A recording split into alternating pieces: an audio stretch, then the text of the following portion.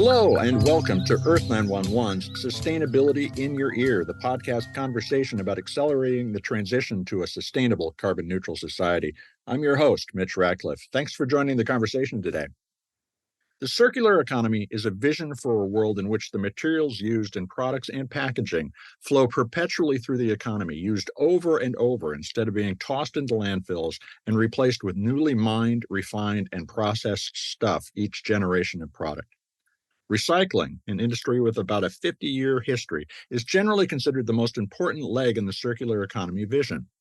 But our guest today, Knoxfill founder Michaela Barnett, recently wrote an article for The Conversation that argued convincingly that recycling has struggled to live up to its circular vision. She says the 3 R's, reduce, reuse, and recycle, are not sufficient to make the circular economy go round and round. And we at Earth911 agree.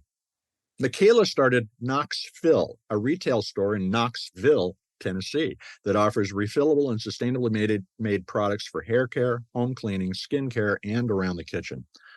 Now, back to the article that caught my attention. Michaela and a group of co-authors that included professors at the University of Virginia and Indiana University surveyed consumers to understand their relationship with the recycling system and other circular economy ideas.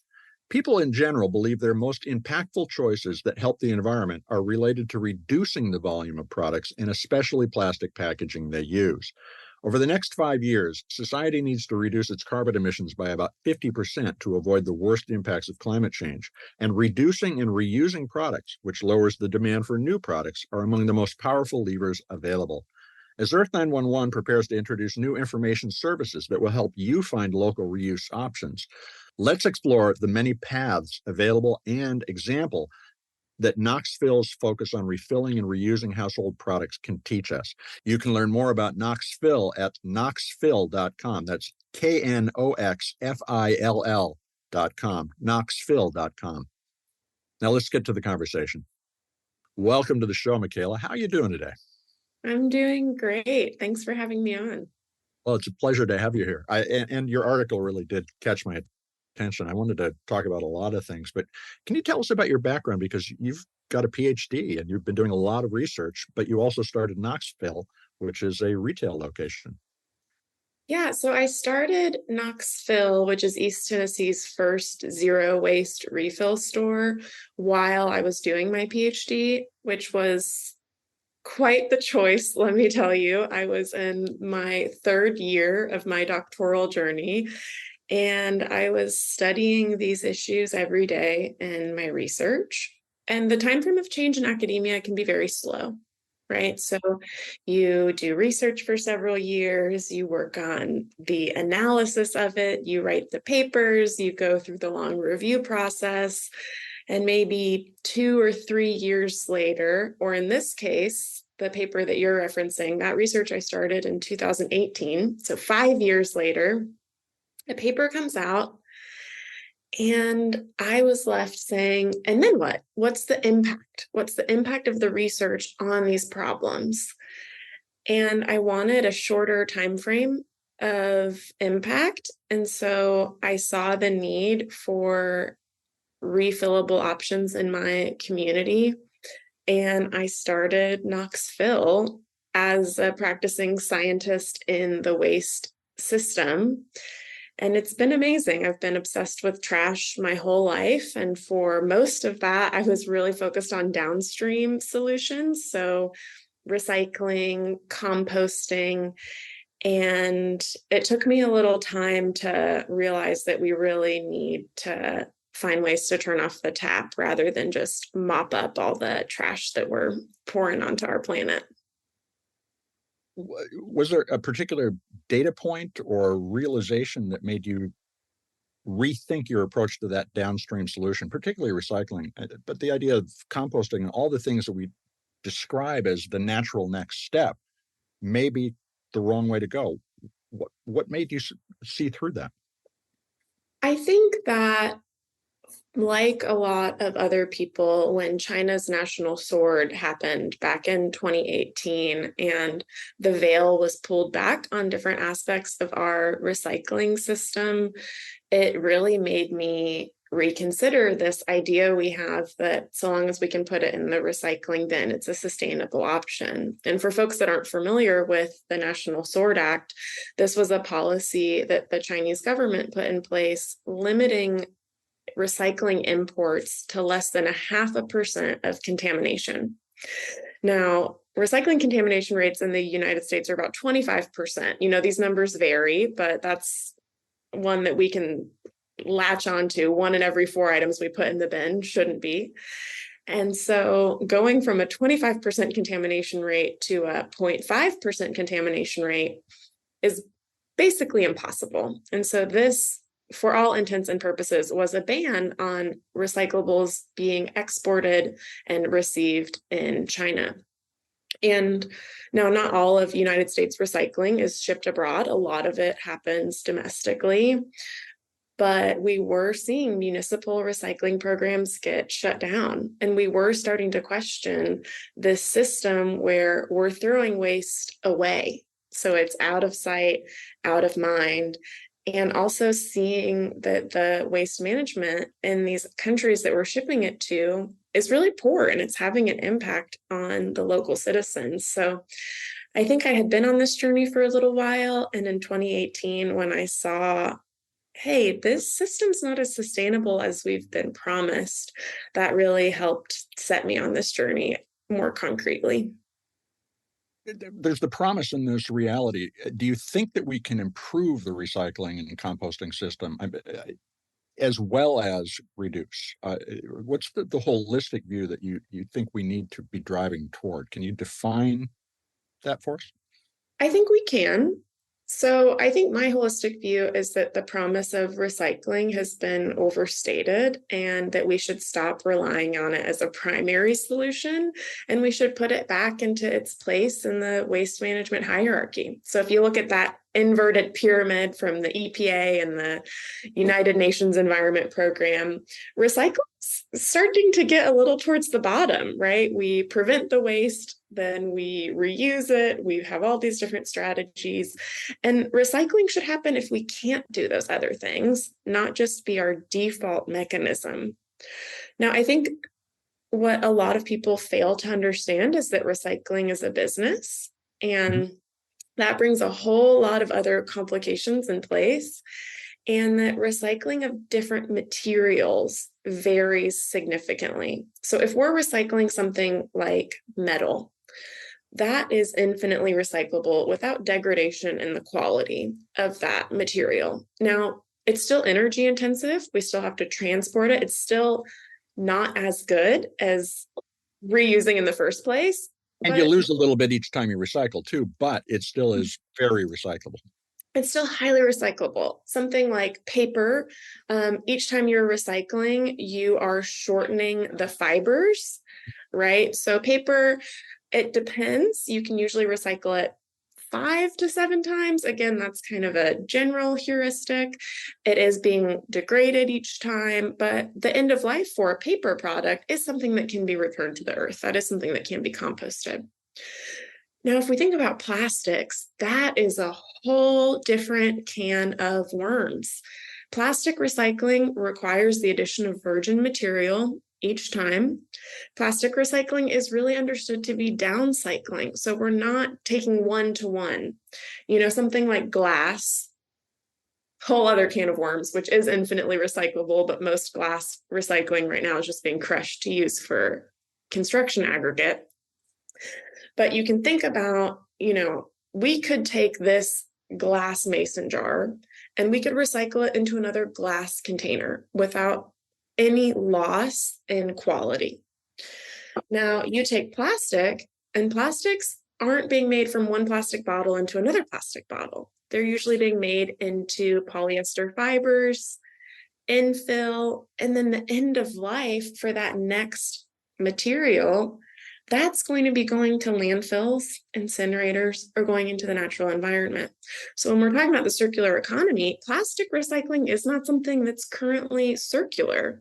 Researchers have stated that this is something that plastic recycling delays rather than diverts waste.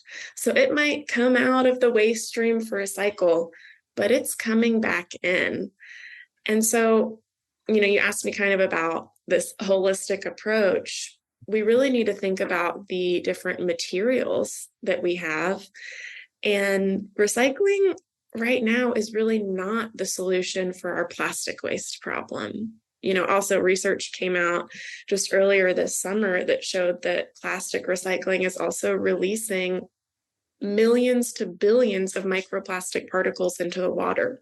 So it's got a lot of unintended effects, which really shows it's not the silver bullet we've been promised.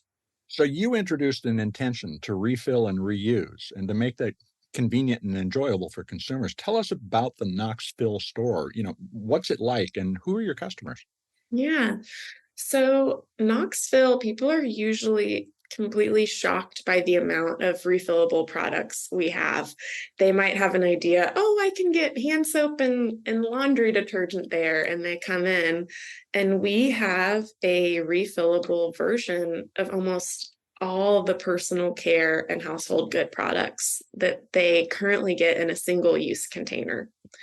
And then another thing we really like to say is it's only single use if you only use it once. So people can bring in these plastic containers, which a lot of times you're looking at them and you're saying, this is durable. This is something that can last and can be reused. So they're bringing in those laundry containers or the bug spray or sunscreen, and we're refilling those containers. So they bring them in, you weigh them to get the tear weight at the beginning, you weigh it at the end. So people are only paying for what they're filling. And our customers, who we call Knoxfillers, are amazing. They are people that are every day that want to make a positive impact on our planet and our community. And many times they are people who have maybe felt disempowered by the big problems we're facing and uncertain how they can make an impact on them. And we're creating this community around sustainability where you can come in and you can say, I know there's a lot of problems. I know the scale of them is huge, but this is my line in the sand. This is my stake saying I'm going to live in line with my values and I'm going to try not to be part of the problem. Now, how do you select the products that are in the store? Are you also looking at their sustainability, their health impacts, and so forth? Yeah, so I'm a scientist, right? So we love some data. We select our products with a few different characteristics to make sure they're in line with us and our practices. So first, I always try and source products as locally as possible. So that way I'm investing in my local economy and my local makers. We're also reducing transportation emissions. So in Knoxville, we have dozens of local makers and suppliers.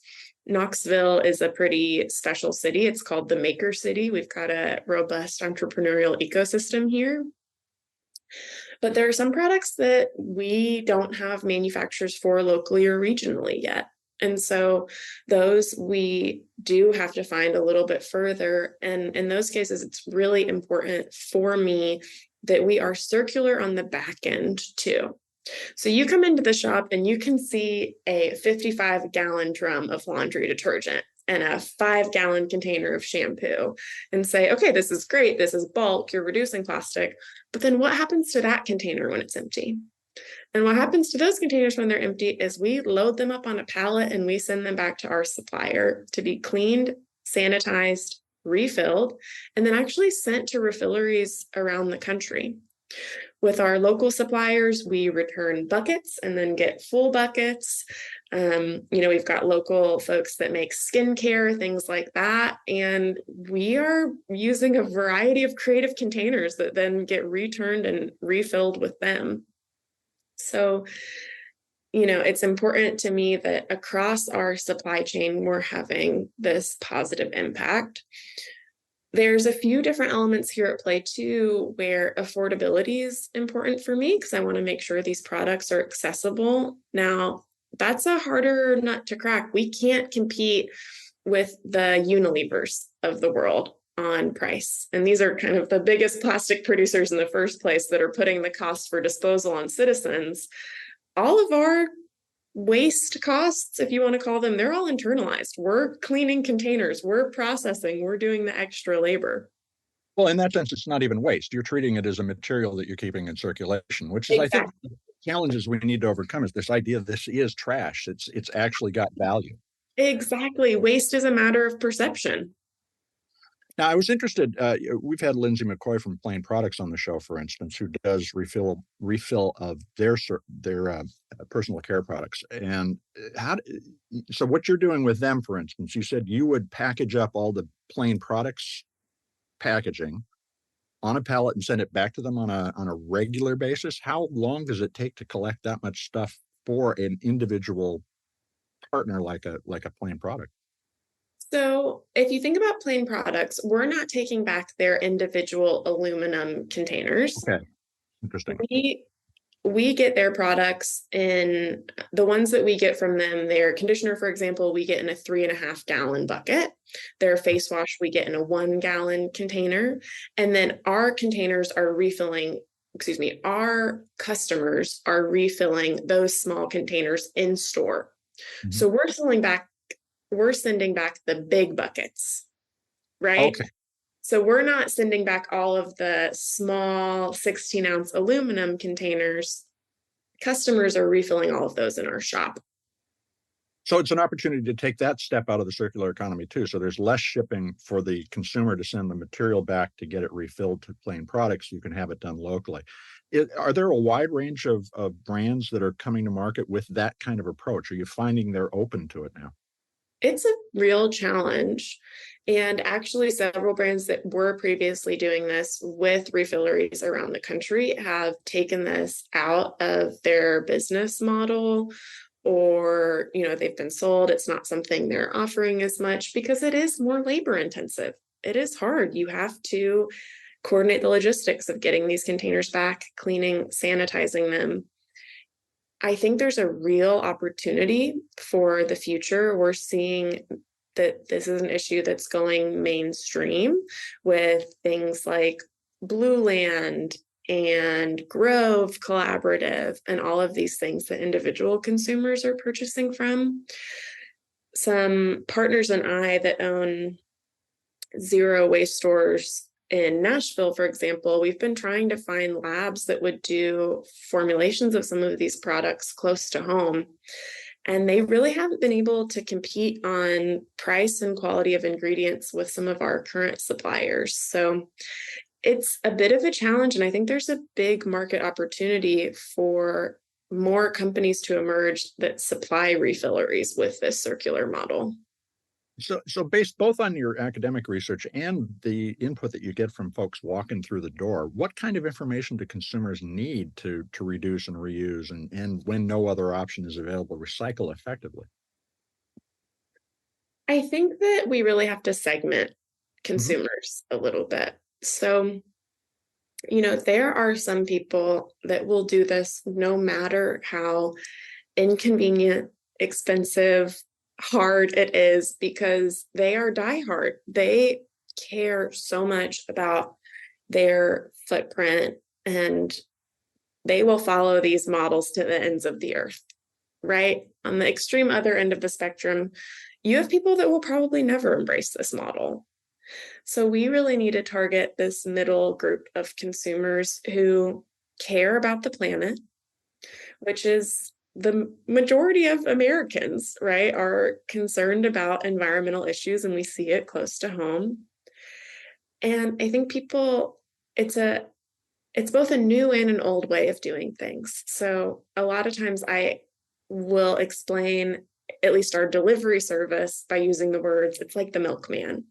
We bring you full containers, you give us back empties. And that helps people understand it. But this really is a different way of getting goods that's going to take a little while for people to feel comfortable with. So I think that's part of it, is taking away some of the fear and uncertainty around this new model. I think the other really important things are these products have to compete on quality and they have to compete on price, especially right now. People are struggling. It's becoming more and more expensive to live in the US, and we have to make these products accessible to a broad range of people so that it doesn't just feel like sustainable living and refilling is for the elite consumer to just feel better about ourselves. Well, in the long run, ultimately, sustainable products are less expensive to make. It's just a question of how do you put the processes in place to enable it to be less expensive, and we're still working all that out. Now, you're absolutely right.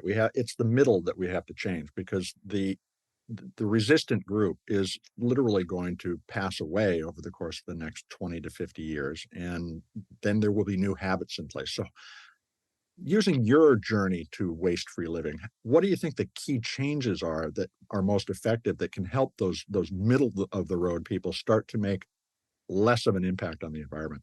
Yeah. So the other thing we say a lot around Knoxfill is progress over perfection, right? And that's something that I've experienced in my own journey too. Maybe 5 years ago, I would be fighting with my husband over waste that came into our house and very fastidious about everything. And let me tell you, it takes a lot of time and energy, which is not always accessible to everyone. If you want to make all your bread from scratch, if you want to make tofu from soybeans, if you want to do everything to have that Instagrammable zero waste life where all of your trash fits into a mason jar. So my shift has been moving away a little bit from that desire for perfection and not creating any waste, Mhm. and focusing on systems change. And I think that that is the shift we need to see more generally, where I tell people, if you have a limited amount of time and energy, yes, do these things to live in line with your values, but also look at where you can create change at scale. So if you are a member of an office that purchases so many water bottles, instead of spending 3 hours of your day trying to make your own bread and avoid that plastic film, maybe spend time advocating for change in your workplace and getting a water filter. So I think that's actually the change that I'm advocating for more and more, while making these options more available and accessible to the average person. Because I think what we're experiencing right now many times is a crisis of disempowerment, where people feel like the scale of the problems is so big that our actions don't matter. And if you feel like that, you aren't really going to feel like it makes any difference whether you buy your shampoo in a disposable container or you refill it. So we need to focus on letting people know that their actions do matter and they can create change both in their households, their workplaces, their schools, themselves, and moving away from this all or nothing thinking, which says corporations are the ones that did this. They have to change. And until they change, my actions don't matter. Corporations do have to change. I'm a huge advocate for that. But also, if we don't force that change, they're not going to. Uh, a song we sing on the show frequently. And so much I want to talk about here, but let's take a quick commercial break. We're going to be right back.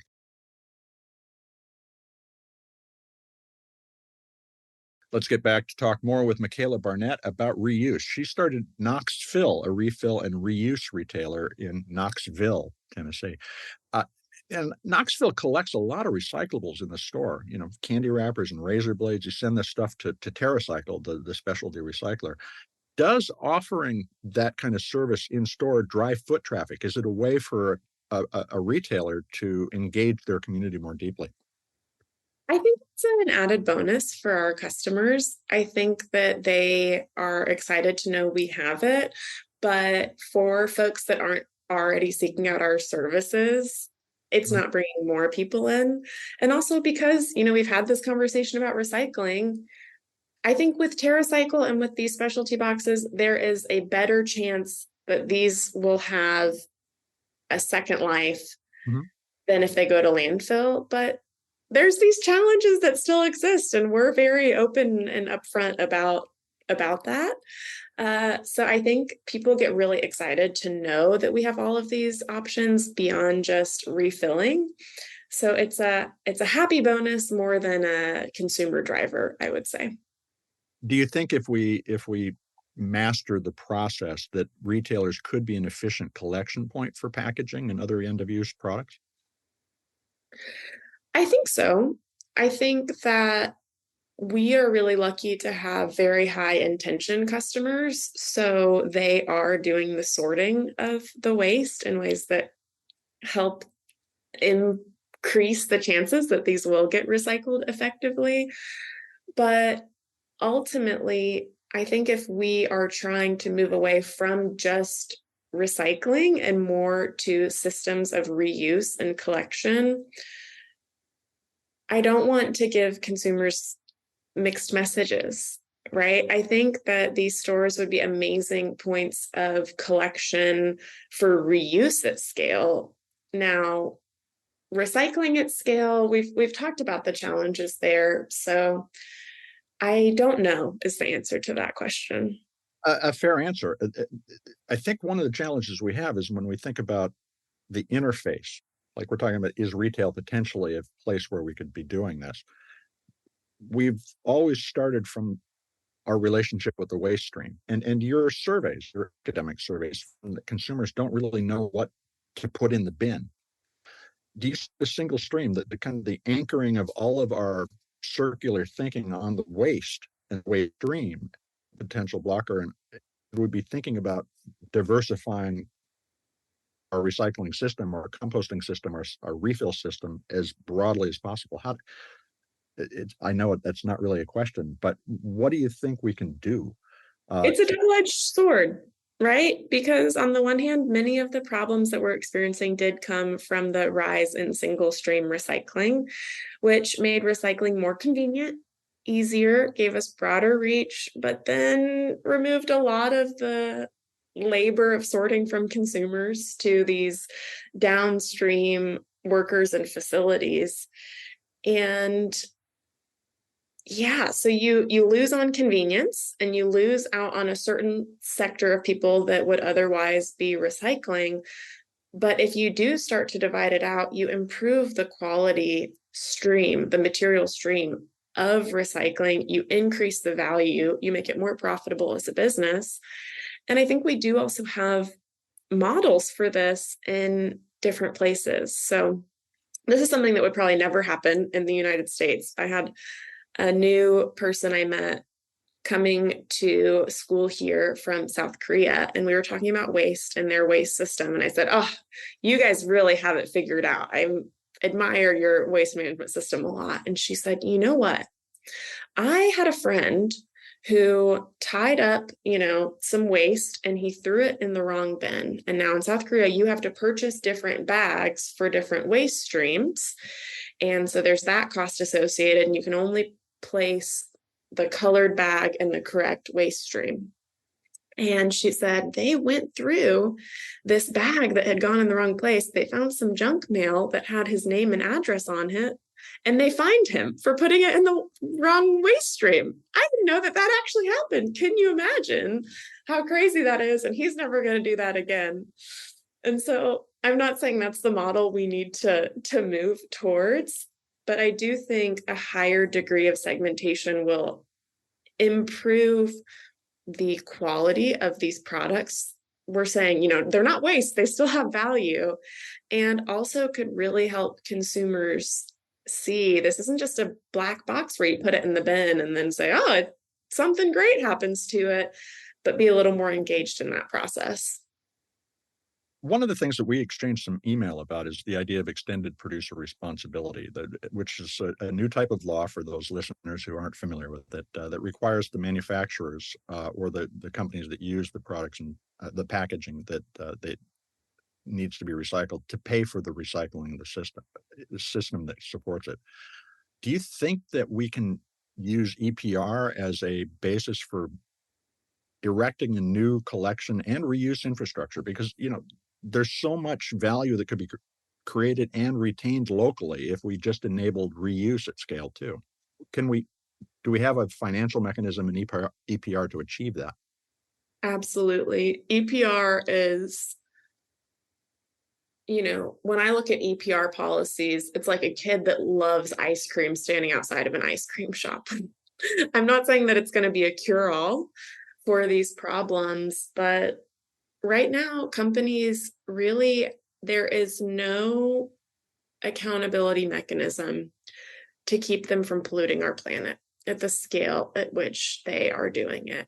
And so there also isn't a huge incentive, aside from public pressure, to really improve the recyclability or circularity of their products, because it's not them paying for the recycling. It's not them figuring out what to do with it. This burden is placed on us as taxpayers, and then the different various interconnecting municipal and business systems that come after it. And so I think putting that onus back on the companies creating the waste to manage the recycling system will lead to both a decrease in the amount of waste that we're producing and hopefully designs for improved recyclabilities of the products they're creating. Do you think that if manufacturers treated the EPR program differently and thought of it instead of as this obligation to clean up their mess, a way to tune their relationship with the market, could that potentially be the right way to go about this? To say, with the feedback you can receive through the EPR program about what people are using, not using, recycling and not recycling, you can reduce your packaging weight, the need for packaging, and plastic consumption and pollution generally, so that you have a good ESG story to tell.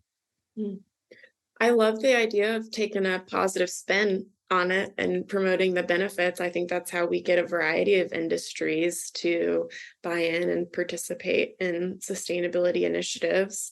So maybe that is one tactic. I do think it's not great PR to find hundreds of Coca-Cola or Pepsi bottles along the beaches when we're doing these trash cleanups. So I think it's going to be a variety of different mechanisms, but I also know that the model of business for these businesses will have to change if we want it to be compatible with a healthy, prosperous, and livable future. And that is scary, but creates some opportunity, perhaps.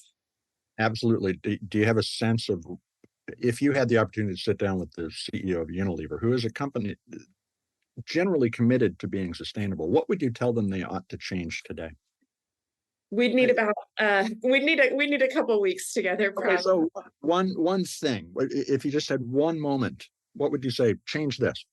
If I had one moment, it's interesting and kind of hard, because just like the fossil fuel companies are being rebranded as energy companies and are the ones that are going to be leading this transition without maybe sort of justice for the harm that's been caused, I think that the Unilevers of the world, who have been the plastic polluters, are also going to be the ones starting to embrace refilling. And I'm happy about that for the planet. And I also wonder what that looks like for small companies like mine that have really started to lead this change.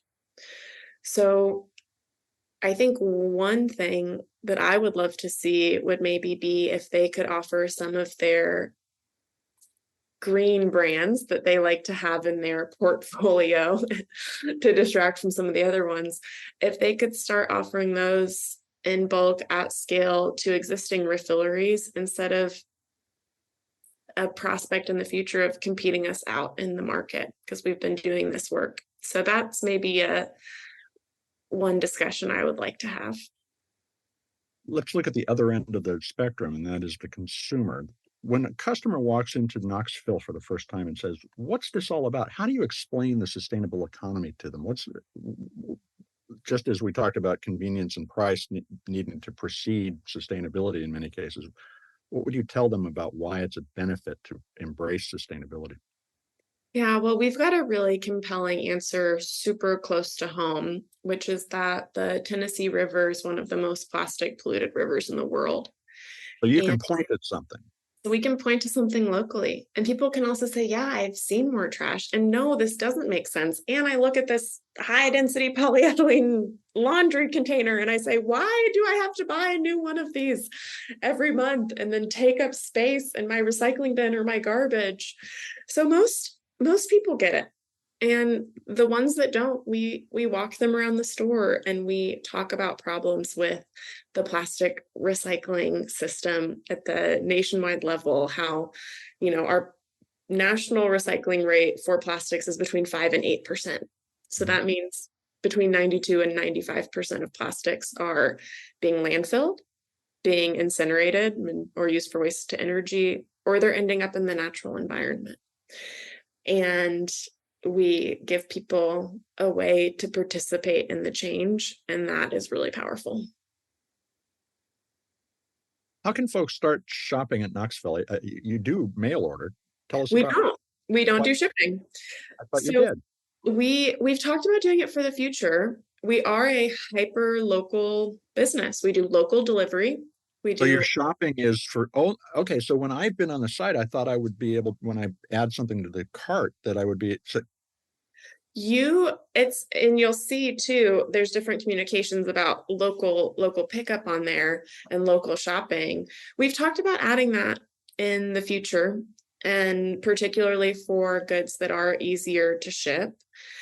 And the thing I would say is first make sure that there's not a refillery in your local area. So a good way to find that is there's a website called litterless.com. There is a resource on social media called the Refillery Collective. You can also use search terms like zero waste store near me, refill shop near me, refillery, bulk store. So rather than patronizing Knoxfill, which like I said, we may be offering low waste shipping in the future, but there are these businesses really across the country, and I'm well connected to them. We have a series of online groups where we're sharing resources, best practices daily. There are a few places that do offer low waste shipping. So the Goodfill in Nashville, they ship refillables. The Package Free Shop does it. A retailer called Rustic Strength does some shipping.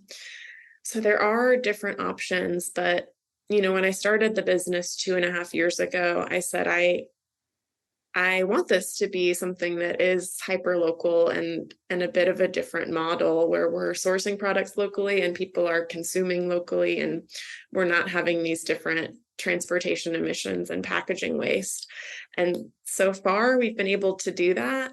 I think as we expand, we want to continue enabling these offerings to more people. So it's something that I'm engaged in deep thought about.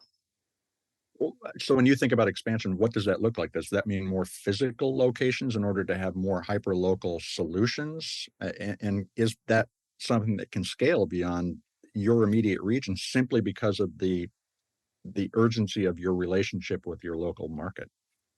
Yes. So there's a few different ways that I've thought about scaling.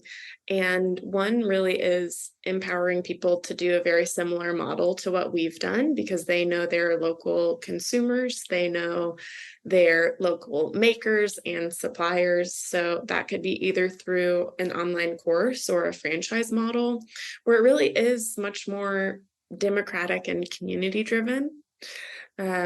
Because I got my PhD in civil engineering from the University of Virginia, and I'm connected to the university here in different ways. My husband works at the National Lab here in Oak Ridge.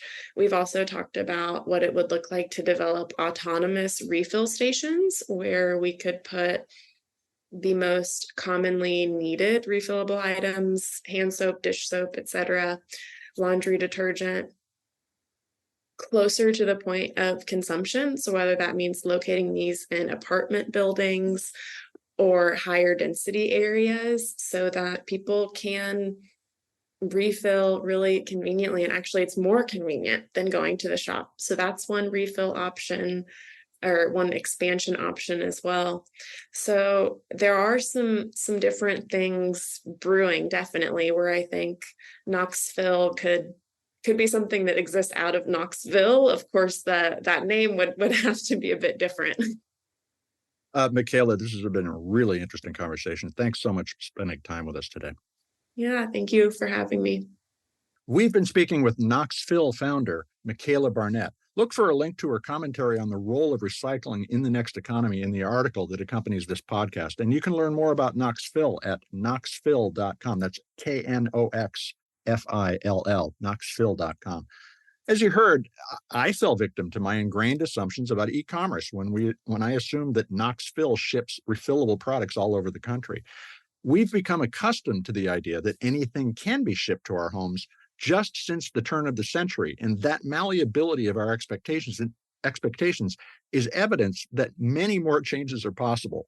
Michaela and her team at Knoxfill offer local delivery and a mobile refillery, a kind of food truck for refills, to make reuse and refilling available as widely as possible within their communities.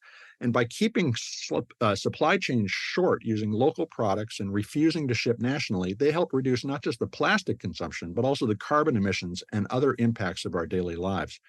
I hope you take a few minutes to find your local refill options at litterless.com or refillerycollective.com to change your take, make, waste buying habits to reduce your impact. There's a lot we can do as consumers. It's a choice that we make every day. Go to the store, buy something that you can only use once and throw away, or buy something that can be refilled over and over again. Choose the latter and you can make a difference. I hope you take a few minutes, too, to share this podcast or any of the more than 420 interviews that we've done on sustainability in your ear. Writing a review on your favorite podcast platform also helps your neighbors find us, folks. You're the amplifiers who spread more ideas so we can create less waste. Tell your friends you can find us on Apple Podcasts, Spotify, iHeartRadio, Audible, or any of the other fine purveyors of podcast goodness out there. Thanks, folks, for your support. I'm Mitch Ratcliffe. This is Earth911, and we will be back with another innovator interview soon. In the meantime, please take care of yourself, take care of one another, and let's all take care of this beautiful planet of ours. Have a green day.